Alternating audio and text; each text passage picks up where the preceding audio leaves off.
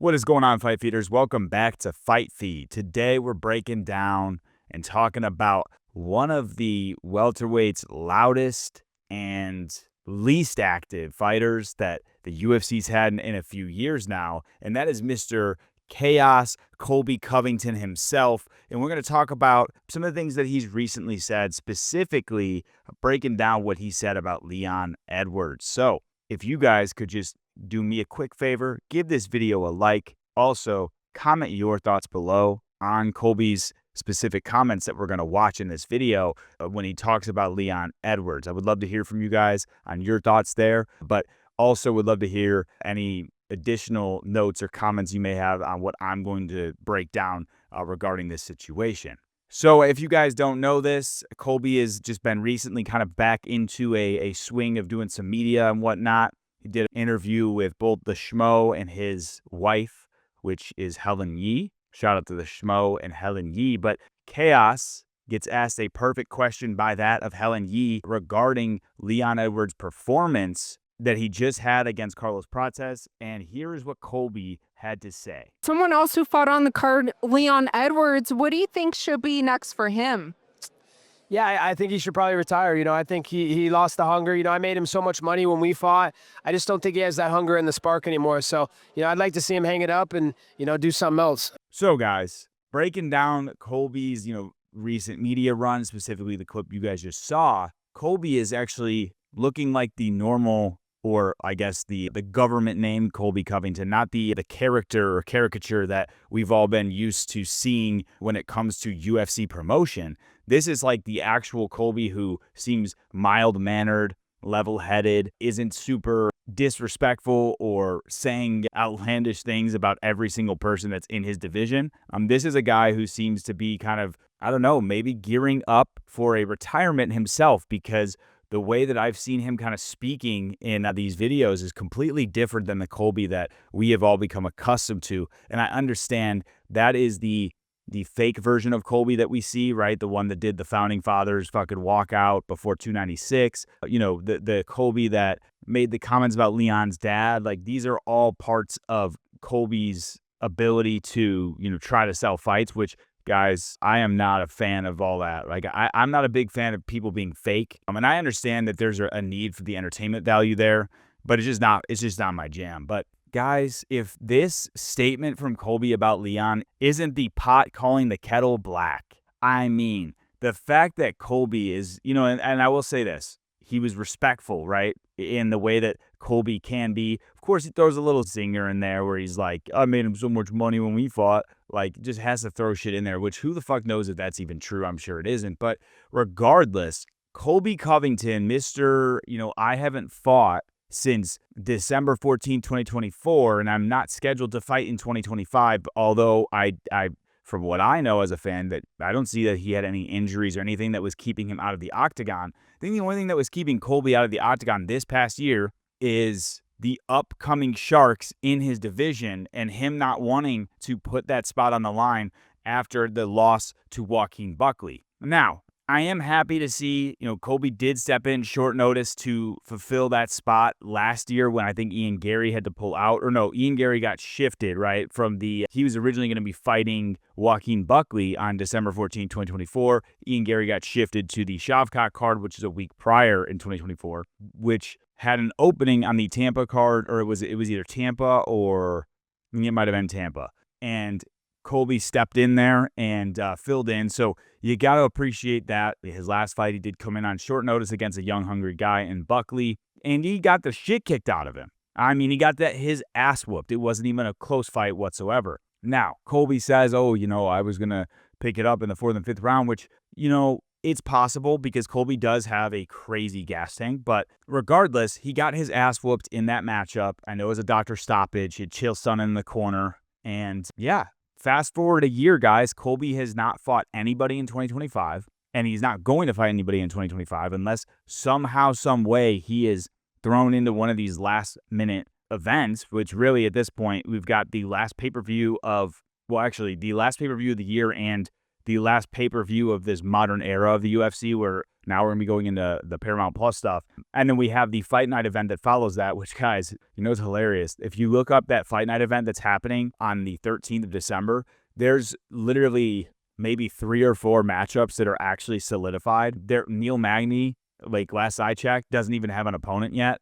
So it's hard to say what happens in that card itself, but I just wanted to make this video because I feel like it's hilarious to see a guy like Colby who, you know, this is a guy whose last win was in March of 2022. So 3 years ago was his last win. Prior to that win, guys, I mean, we've got a Colby Covington losing to Kamaru Usman in the very closely contested title fight matchup that happened in 2019. He gets a win over Tyron Woodley, who was already on his way out at that point. It was not Colby that was the final fight. It was Vicente Luque, I believe, who finished Tyron Woodley out of the UFC. And then following that, Colby gets another loss to Kamaru Usman in his second title fight matchup. What do you know? The next fight, he gets that win over Jorge Masvidal, which was in 2022, as I mentioned, which was a very, you know, highly touted matchup everybody wanted to see. I think everyone and their brother knew what was going to happen in that fight. I did not think Jorge stood a chance, to be honest with you guys. I wanted him to get the win, but also didn't like what Jorge did after the fact when he ran up and sucker punched, or allegedly sucker punched, Colby. And then after that, guys, Colby loses to Leon Edwards in another title shot, which is fucking nuts because it's like, how many title shots did homeboy get off of really getting one win in each of these matchups, right? So he got that win over the loss to Leon Edwards. I actually went to UFC 296, saw it in person. What a stinker of a main event from both fighters. I know Colby has more excuses, in my opinion, than Leon. Broke his foot off the rip, but still, what a boring fucking fight. And then finally, Joaquin Buckley loses there. So we're talking about a guy who is now, how old is Colby Covington? 37 years old, turning 38 in February. And wow. Bro is so fucking, dude, Colby Covington is so goddamn inactive, guys. So since December 14th of 2019, dude has fought once every year. He has only fought one time per year. One time in 2019, or no, 2 times in 2019, but then 2020, we get one matchup from him. 2021, we get one matchup from him. 2022, we get one matchup from him. 2023, we get one matchup from him. And then 2024, one matchup there. In 2023 and 2024, he got those matchups at the very end of the year. Surprisingly, it looks like he got those matchups on the last card of each of those years, respectively. So 2023 was December 16th. 2024 is December 14th. This dude barely fucking fights. He's 12-5 in the UFC. Obviously has good wins over, you know, skilled guys. But I mean, if we're talking the last 5 years and looking at what he's been able to, I mean, somewhat achieve, guys, it's crazy to me to see someone like Colby in this position where it's like, okay, I get he's being respectful, but you're really going to sit there and say Leon should retire? Leon's 34, and yeah, sure, Leon did get KO'd by Carlos Prates, but at least Leon's going up against several of these young, hungry guys. Goes up against a Sean Brady, who's not an easy matchup whatsoever. Goes up against a Carlos Prates thereafter, who's also a very tough matchup. 2 guys I don't think Colby Covington's stepping into the octagon with. So I find it hilarious that he has this position of, hey, I think he should retire. You know, he's not hungry for it anymore. I mean, dude, take your own advice, brother. Just take your own advice. Come on, brother, take your advice. Look yourself in the mirror and ask if you're hungry. I mean, you're out here doing like everything but fighting. I mean, respectfully, right? I'm not a fighter, so this is what I do. I talk on camera. Colby's doing the same shit I'm doing. Now, obviously, he's doing other things too. He's got a lot more money than I do, but for the most part, this guy's doing stake, gambling, all this shit on camera, and he's not fighting when that is the bread and butter, right? I know at some point you got to retire. And look, there's no disrespect, guys. If Colby calls it quits and hangs it up, I think it's actually the smartest thing he could do outside of getting favorable matchups, right? If he's able to get a couple more favorable matchups like a Wonderboy Thompson, like Colby knows how to market himself, right? He's already, like when you watch that interview, guys, he's calling out guys that you can tell he's selective in who he's trying to get a matchup with. But I have a huge problem with this, guys, because if you saw my other video where I talked about the lightweight division, I think it's disgusting that you have someone like Colby who hasn't fought this year and he is still in the top 15 of the welterweight rankings. Meanwhile, you got a guy in Kevin Holland who fought 5 times this year. He has 4 fights in welterweight, right? After he got that pretty bad loss to RDR at 185, Kevin Holland goes and does 4 fights at welterweight, losing 1 of them. Or no, losing 2. He lost to D-Rod as well. But that right there, when you consider Mike Malott and D-Rod are now ranked in the top 15, I feel like Kevin Holland should be in that top 15 of the rankings, and that Colby should be ushered out because he's not active. How do you hold a ranking spot for an entire year without fighting? Especially, like, I get it, guys. If we're talking about a division that is like lackluster in terms of activity, this is not that.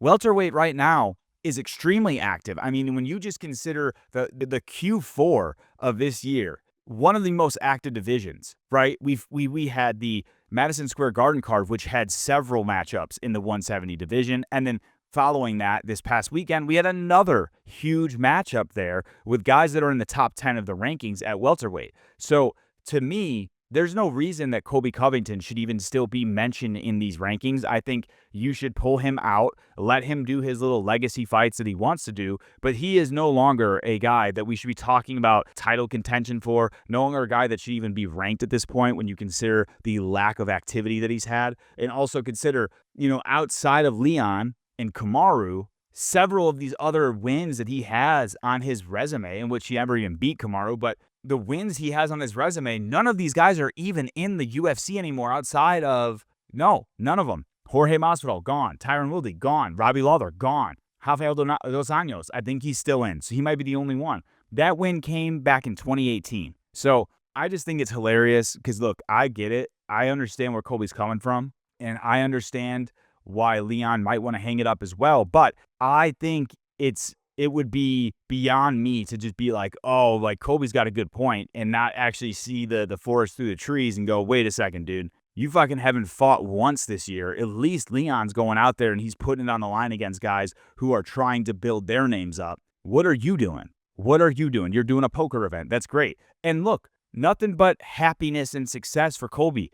Do your thing, dude. Go make that bread if you're doing well with poker, but you got to watch out. Gambling's a nasty habit. But outside of that, it's like, dude, you're not fighting. Why are you giving advice? Take your own advice. You guys should both retire at the same time and just give everybody in the welterweight division, especially the younger guys, a chance at a spot in the rankings. So that is my take on this whole Colby Covington recent interview streak he's on. What do you guys think about this? We'd love to hear from you in the comments. Make sure to comment below and let me know. And give this video a like if you enjoyed. Just want to say thank you all so much for continuing to support my channel. I will see you guys in the next one.